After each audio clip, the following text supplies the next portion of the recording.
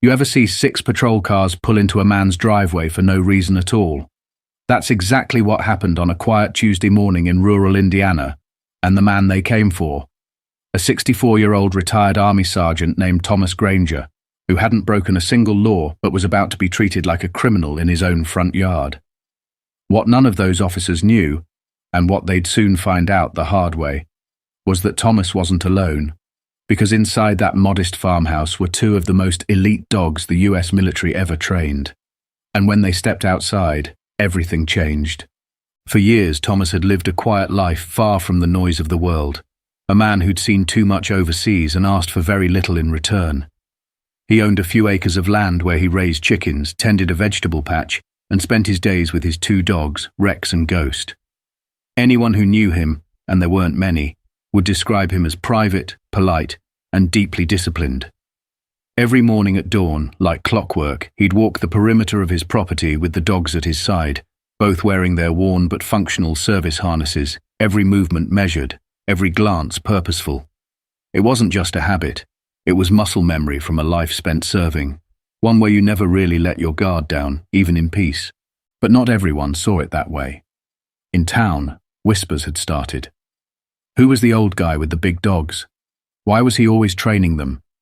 Some thought he was paranoid, others thought he was lying about ever having served. There's something about quiet confidence that unsettles people who rely on noise to feel powerful. And Thomas? He didn't go around proving anything. He didn't wear his medals on his sleeve. He didn't show off his scars, and he sure didn't bother defending himself to people too lazy to ask the right questions. The first time he noticed the cruiser drive by slowly, he thought it was nothing, just a routine patrol. But then it came again the next day, and the day after. By the 4th day, it didn't just slow down, it stopped, right at the end of his gravel driveway. An officer sat inside, staring at the house, doing nothing.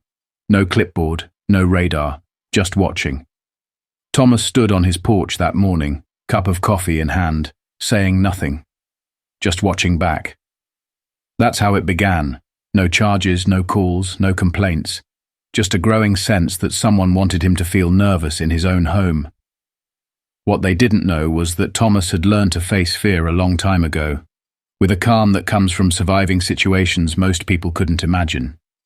A few days later, things escalated. It was early morning again, the kind of cool, overcast spring day that made the air feel heavier than it should. Thomas had just finished checking the perimeter and was sitting on the porch sharpening a tool when 3 officers walked up the driveway.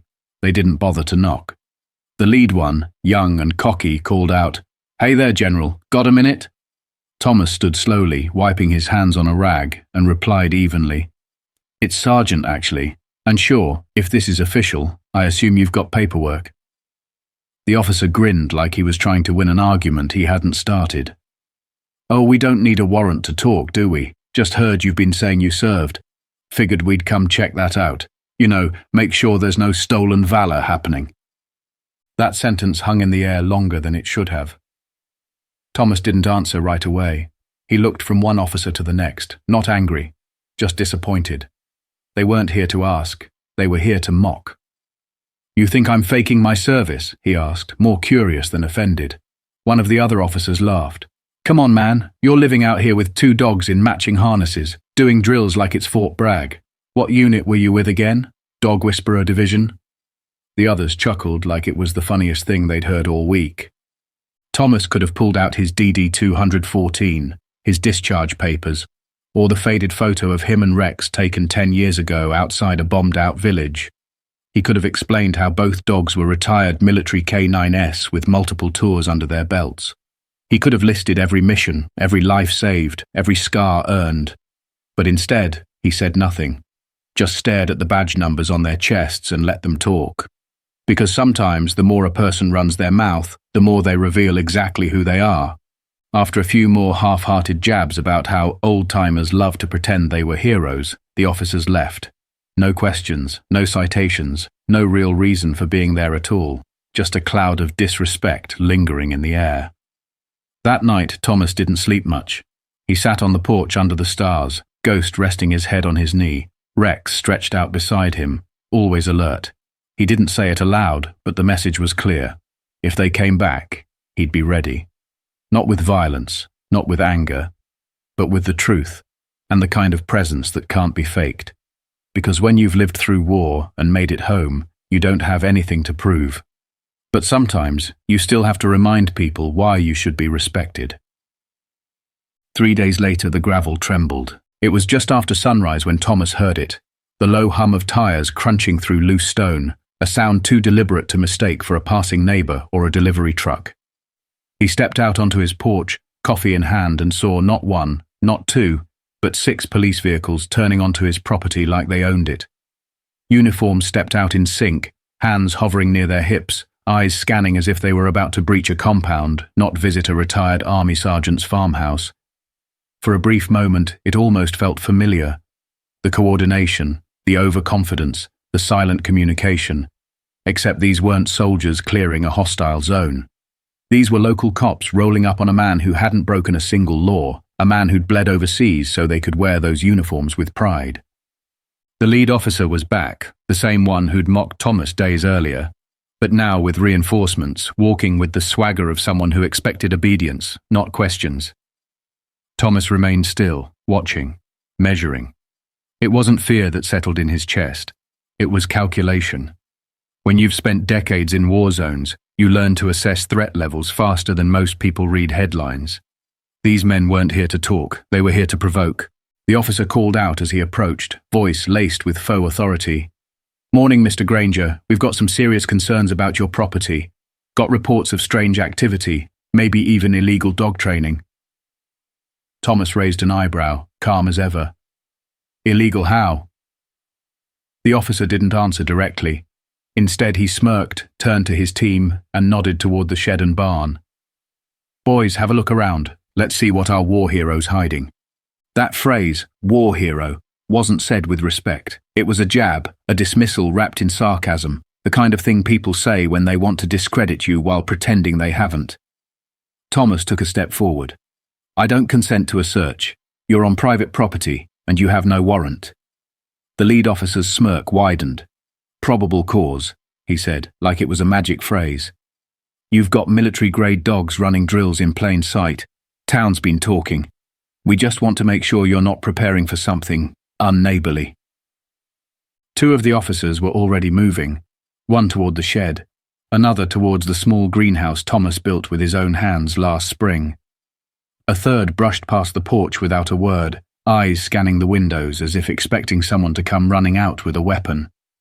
Thomas didn't move, not yet. Inside the house, Rex and Ghost were awake, watching from behind the blinds. They didn't bark, they didn't growl, they didn't need to. These dogs had waited in silence under sniper fire. They knew when to act, and when to wait for the signal.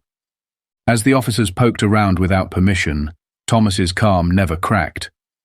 He watched one of them tip over a planter box, spilling months of hard work across the ground with a careless laugh.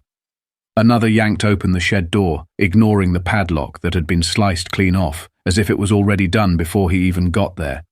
This wasn't an investigation. It was humiliation. It was control. These men didn't come to find truth. They came to break a man they didn't understand, someone too quiet, too steady, too unwilling to bow. Then came the comments. "You really expect us to believe you served?" one of them said as he picked up an old frame photo off a side table on the porch. A younger Thomas standing in desert fatigues, flanked by 2 dogs who looked eerily familiar.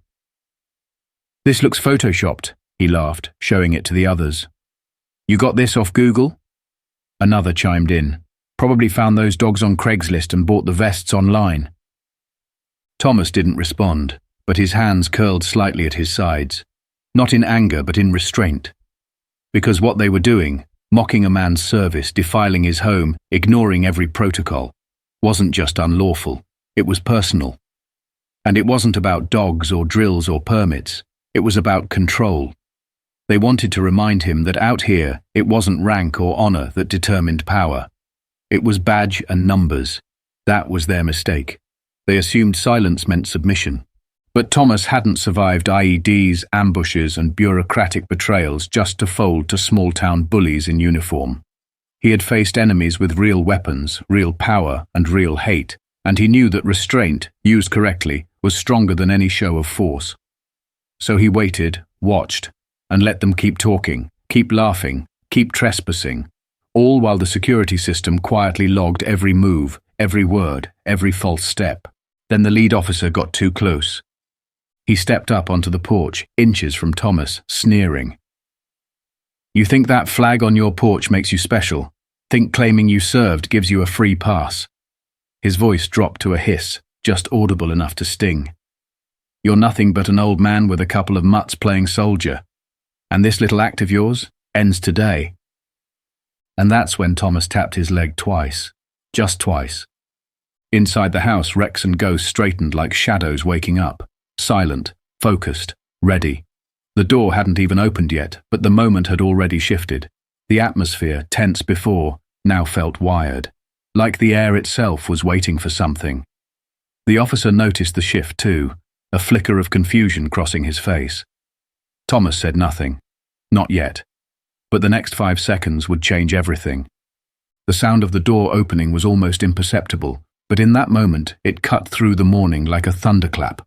All 6 officers turned, hands instinctively drifting toward their sidearms, eyes narrowing, confused. And then they saw them. Rex and Ghost stepped out into the light like they had 100 times before, on bases, through combat zones, in operations where one wrong move meant never coming home. Their coats gleamed with the telltale sheen of discipline. No barking, no snarling, no wasted movement, just pure, deliberate readiness. Rex flanked right, low and tight to the ground. Ghost moved left, his massive shoulders rolling with silent power. They weren't charging, they weren't posturing, they were positioning. And every officer there, no matter how green or arrogant, knew instinctively what they were seeing. Control. Command.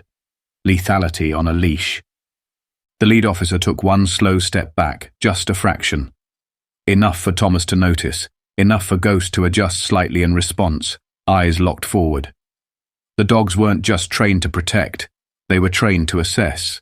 Friend or foe, threat or non-threat. They'd been conditioned to read body language faster than most humans could finish a thought. And right now they were reading a group of men who had no idea how far out of their depth they truly were. Thomas didn't smile, he didn't gloat. He simply stepped forward, one hand slightly raised, not in surrender but in command.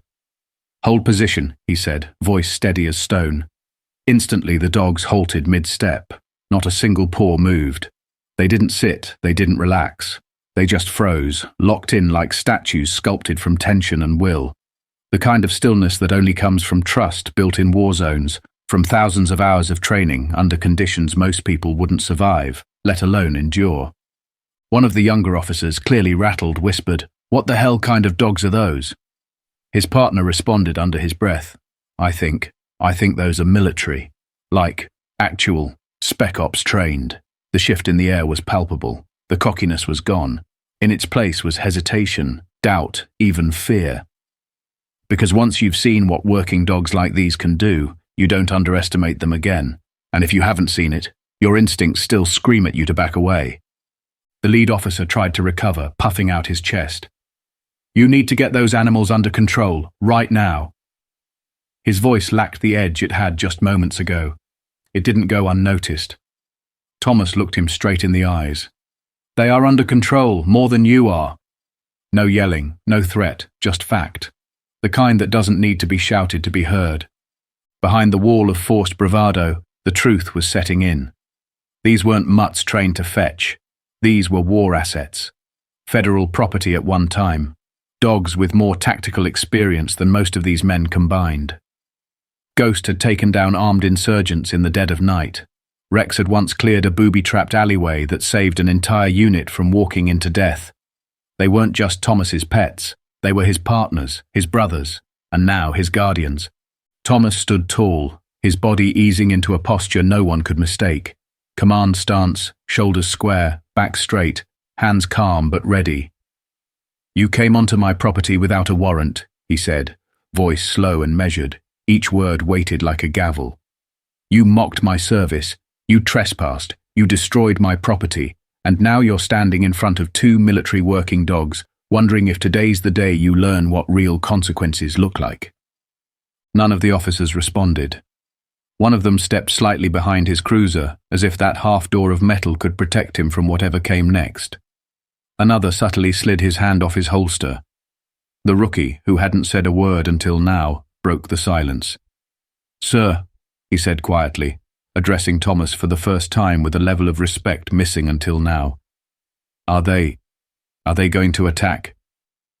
Thomas gave a slow shake of his head. "They're here to protect. I trained them for that.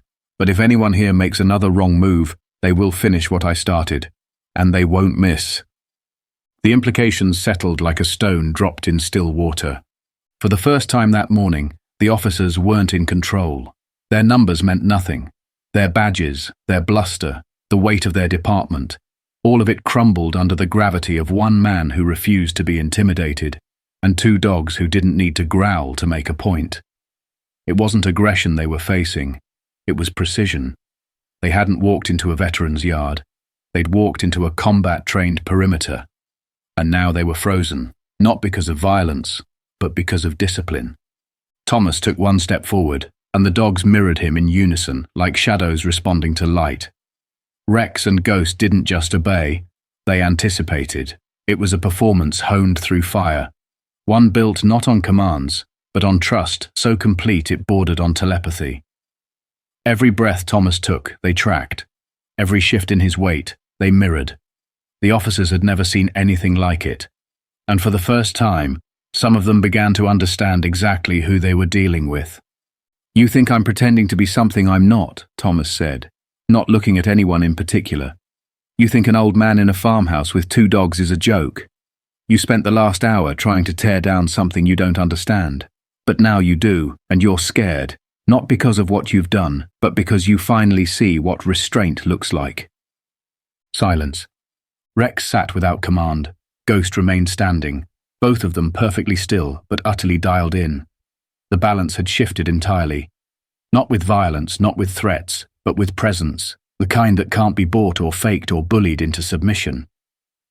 And as the morning sun crept higher over the trees, those 6 officers who had come for a show of force found themselves surrounded by something far more powerful: quiet strength, unshakable calm, and 2 battle-tested dogs who'd already decided how far they were willing to go if Thomas gave the word. The tension didn't break, it just shifted. The officers stood awkwardly in place, as if unsure whether to retreat, apologize, or double down. But what they didn't realize, at least not yet, was that they had already crossed a line they couldn't uncross. Because this wasn't about ego anymore. This wasn't just a dispute between a stubborn homeowner and a few overzealous cops. Something deeper had been triggered, something much bigger than bruised pride or misunderstood authority. What these officers had walked into was a slow-motion reckoning, and the pieces had been in place long before they pulled onto that gravel drive. Thomas had known they'd be back. He'd felt it in the way they laughed at his service, in the way they stomped through his yard like they owned it, in the way their captain stared at him with a smile too thin to be harmless. This wasn't just some misguided patrol looking into a complaint. It was targeted, intentional. Retaliation wrapped in procedure. A few weeks earlier, Thomas had filed a quiet, formal complaint about misconduct he'd witnessed in town. An incident involving a younger vet, pulled over, humiliated, and shoved face first into the pavement for nothing more than talking back. Thomas didn't yell about it. He didn't make a scene. He filled out a report, sent it to the right place, and moved on. But someone hadn't forgotten. That's why this squad had come today. Not to investigate, not to enforce, but to intimidate. And they thought they'd picked the right target. An older man, retired, living alone, no witnesses, no allies, just a soft-spoken veteran with dogs and a reputation for keeping to himself. But intimidation only works when the target doesn't know how to respond. And Thomas, he'd been trained in places where failure meant body bags, not bruised egos. You don't come out of combat without learning what real pressure feels like. And once you've learned that, this kind of thing, it's almost quiet by comparison. He gave another command, low and sharp. Rex and Ghost fell back a pace, still alert but no longer in full defensive posture. It was a gesture of control, not concession. A reminder that escalation was a choice. One Thomas hadn't made, not yet. The lead officer cleared his throat and tried to reclaim authority. You're obstructing an investigation, Mr. Granger. We can arrest you for that. The words sounded official, but his tone betrayed him. The confidence was gone. Thomas tilted his head. An investigation into what exactly? His voice was calm, but steel lined the edges. You've searched without cause, without a warrant. You've damaged my property, insulted my service, and trespassed on private land. All based on what? Rumors? You think I'm staging some sort of operation out here?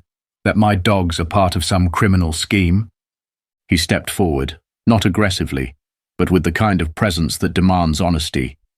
You don't believe I served. That's fine. You don't think I deserve respect. That's your choice. But don't pretend this is about law. This is personal. You're not here because someone complained. You're here because I complained, and someone didn't like that.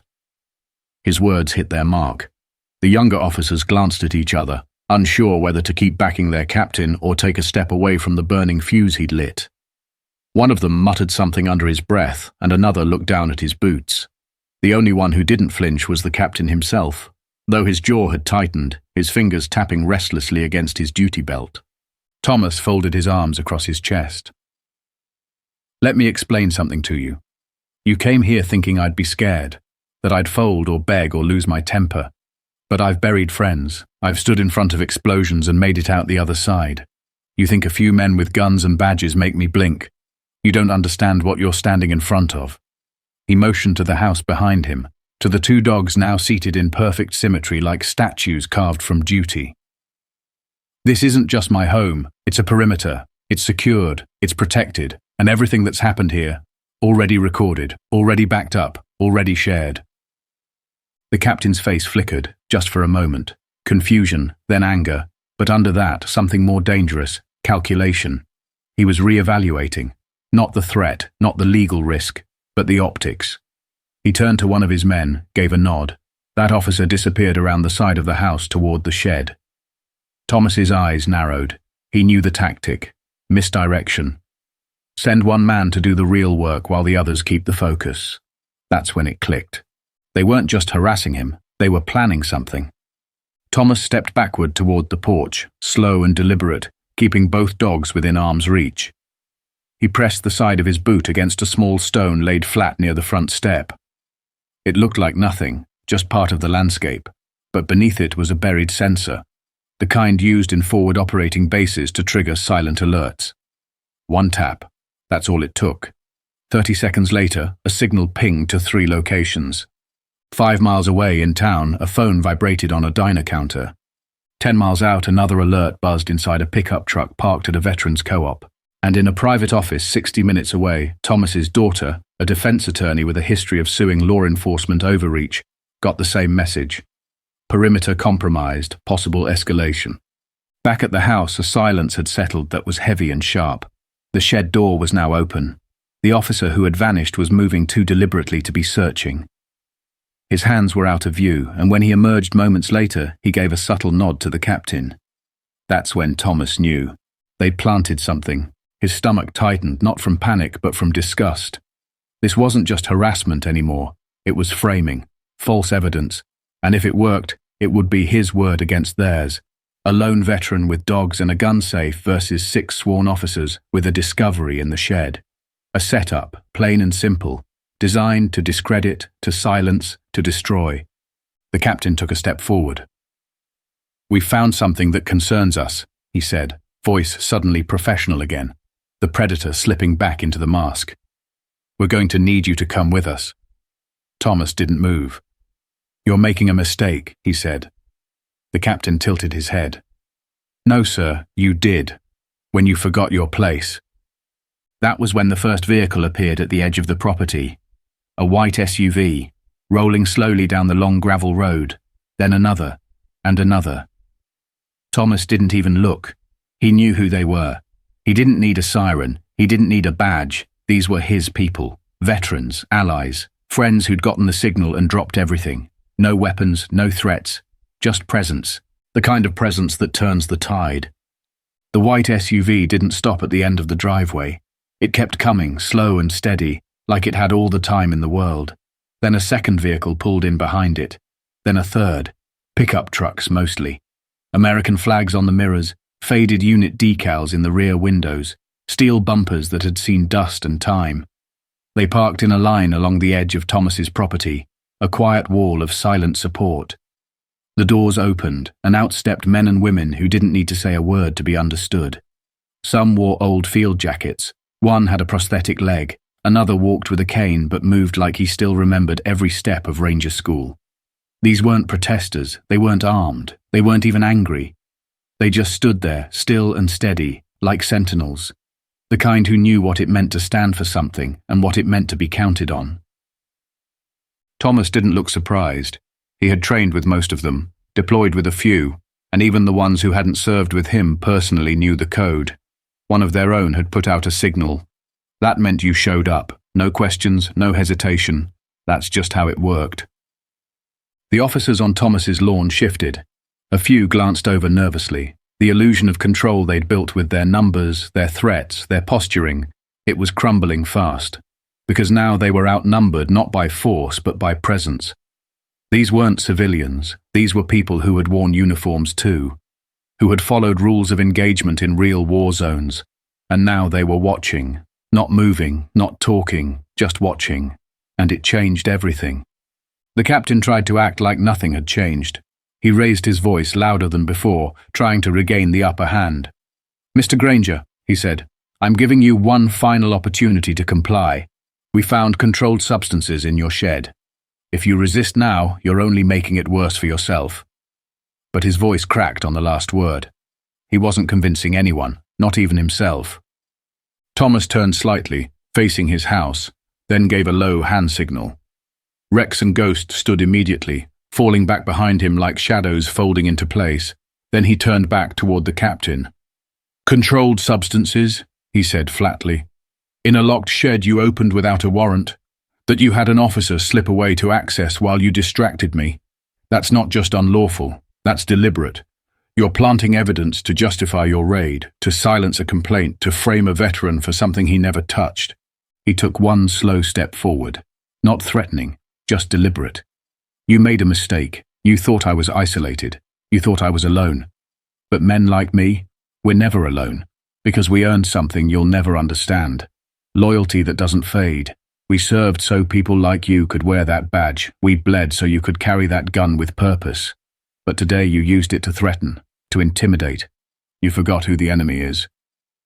More trucks rolled up. At least a dozen veterans now lined the property, arms crossed, eyes fixed, expressions calm. One of them stepped forward and called out, "Captain, you're being recorded. County jurisdiction's on its way. I suggest you back off before you make this a lot worse than it already is." That's when the siren came. One, then two. Not from the town, but the county. A deputy cruiser pulled in fast, lights spinning, followed by a black SUV bearing the seal of the county commissioner's office. The deputy stepped out, eyes sweeping the scene. He didn't draw his weapon, didn't even unclip it.